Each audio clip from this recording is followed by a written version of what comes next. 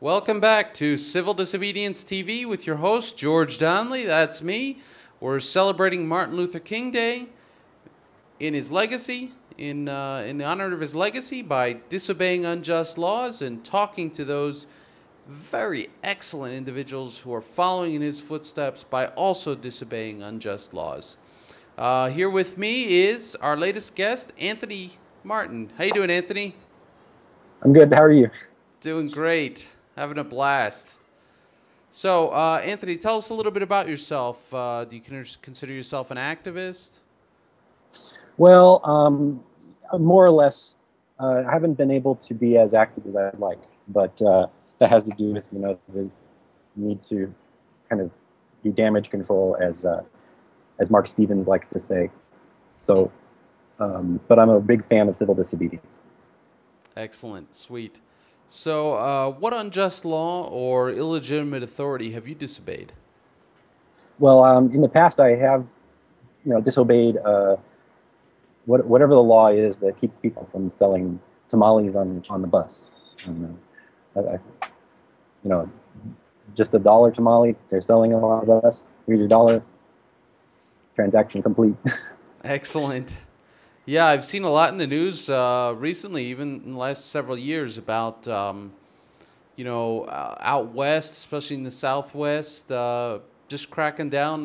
The authorities, so-called, cracking down on people who are just selling food. Yeah, and it That's it takes courage even just to offer. And so I go out of my way even if I'm not hungry. Like, here you go. I want some of those illegal tamales. Um, and I just that's pretty. I don't think I hold a candle at all to anyone else in the liberty movement. In fact, I probably do the lamest examples of civil disobedience, right? But the bottom line is, just act like a sovereign, mm-hmm. and don't necessarily maybe look over your shoulder for the other guy if they're worried about, getting caught or something like that. But you know, and then have a strategy if you do, in fact, get caught. So it's not like, oh, I'm hoping I don't get caught or something. Have a strategy. Like, I'm a big fan of the Mark Stevens method of questioning, the nature and cause of the allegations, that kind of thing. Yeah. Well, I can tell you there is no form of civil disobedience that is lame. There is zero form, and it's not like some of us are better than others. We all do our part. And I applaud anyone who has the courage to disobey unjust laws, and especially when they're doing it by providing a service. And in this world where even our food is under assault. Not everyone eats well. A lot of processed food out there, and to prepare, or consume fresh food. I mean, that's admirable. That's an admirable service, and Yeah. I don't see why those people, such as yourself, should be under threat from the state. That just doesn't make any sense. Right. I mean, they're just trying to, prevent problems from happening down the road. But that's the problem. It's this preemptive law. And there's no crime. There's no damage. Then there's no crime. That kind of thing. So Yeah. So, did you struggle with the decision to disobey this unjust law, or did it come easily for you? oh, it definitely did not come easy because there's always that there's always that assumption that there's a law for a reason. But over time, after understanding the liberty movement and why these things are becoming it's such a problem. These preemptive non-crime crimes are there's no reason to no, I would say there's no reason. I understand the reason, but it's not a just reason. It's not a Hmm. moral reason. It's pragmatism, and I'm not a big fan of that. So, are you against all laws, or just some? And how do you decide which ones to obey and which to disobey? I am technically against all laws. I say technically because there's damage control when it comes to who am I who am I up against when the law is broken? But the I guess the strict bottom line is it moral? Is it not moral? Unfortunately, that's not taught to anybody. It's not taught in the public schools. It's not even really taught in church. You know, Yeah. in most religious venues, it's just strictly down to is it legal or illegal, and so the thought process is it's really not. I just look at am I hurting anybody? That's really all it is. Yeah. Um, Well, that's an excellent litmus test, to have. Is anybody hurt? Is there a victim? Am I hurting someone? No. Well, what's wrong with it then? So, have any of your friends or family criticized you for disobeying this unjust law? well, it never really comes down to that because it's really just the discussion.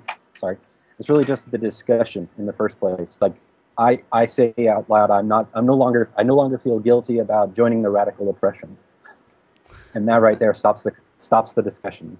Uh-oh. Excellent. So it's like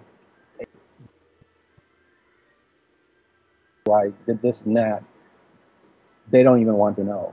So it's really a starting point. I don't feel guilty about the opportunity anymore, Mm-hmm. and then you go from there. Does it concern you to talk about this in public? Are you scared? I used to worry about it as not as much anymore. Now that people are a little more, the people I know in my circle are a little more aware of my opinion. They're not as surprised when they hear this from me. So I think that's important though that people know you can't necessarily jump right in. Even though I classify my disobedience as a little on the light side, there's the letting people know that's where you stand is really the earliest thing. You need to do that as early as you can if you're really thinking about going down this road, because then there's that problem of, oh, why is he in jail? Oh, because he bought a Somali on the bus. Well, they wouldn't hear it that way, of course, but it just comes out of the blue. You want to Yeah. avoid that, I think. Yeah. So people who say, there's some people out there who say the law is the law. It's the law. And if it's on the books, we have to obey, whether we like it or not, whether we think it's wrong or right. What do you say to that point of view? Well, the first thing I say is kind of like what Gandhi would say, that there are unjust laws, and just put that rock in their shoe. Like they just came out with this bold statement that the law is law, but you can get them to agree there are unjust laws. Hmm. So I would say that all the laws are unjust because they don't come from the right authority, but that at least gets you off of the incorrect thought pattern, for lack of a better term. Yeah.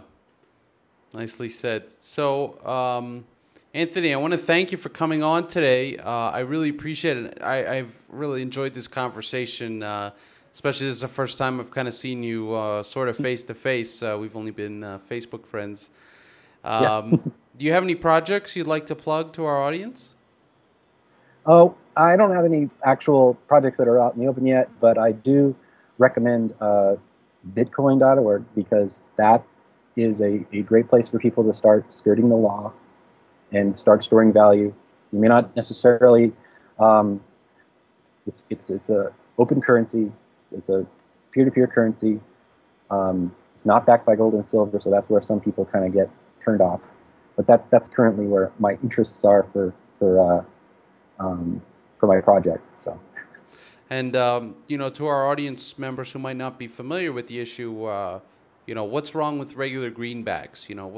Why can't they store value in U.S. dollars or their bank account at Bank of America? Well, the thing that Bitcoin.org and the Bitcoin project combats is unbridled inflation, because the Federal Reserve, backs currency with itself, backs it with debt, does things it shouldn't be doing with regard to the money supply. And so the sole purpose of the Bitcoin project is to limit that that tendency.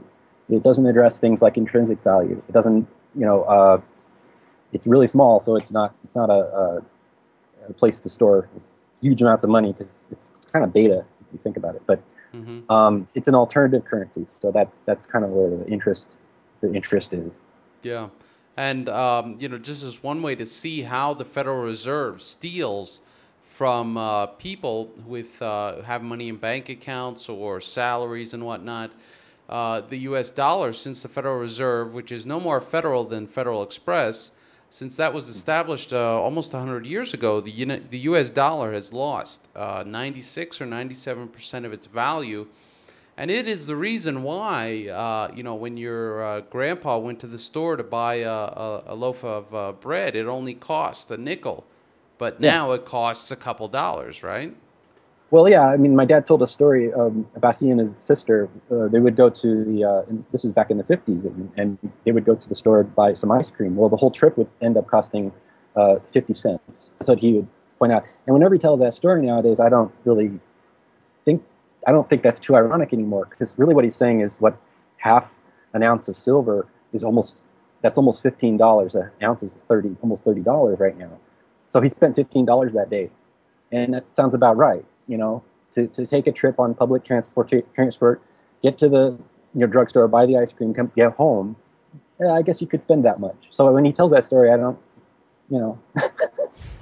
I get upset because that's what the Federal Reserve has done to our currency. But when I hear it in real terms. Yeah.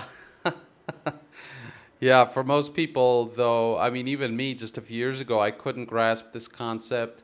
I couldn't understand, why the dollar had lost so much. I just thought, it was like a fact of nature. Yeah.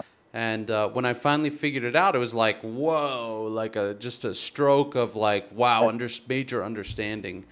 And here's a clue. I don't know if you have, people in your life who didn't go through inflation during the early parts of their life. But I had a great-grandmother who was very upset about the prices going up so much.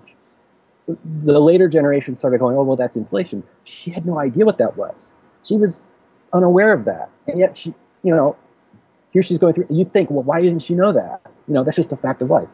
That's the reason it's not a fact of life. At least not to this degree. There has always been some currency fluctuations, and those amounts of currency fluctuations, they were trying to, monkey with them back when they started the Federal Reserve. They were trying to even them out. And what they end up doing is what we have now. Theft on a massive scale. Yeah. Well, I thank you again, Anthony. It was a real pleasure to speak with you, and have a great day. You too. Thanks. Okay, bye.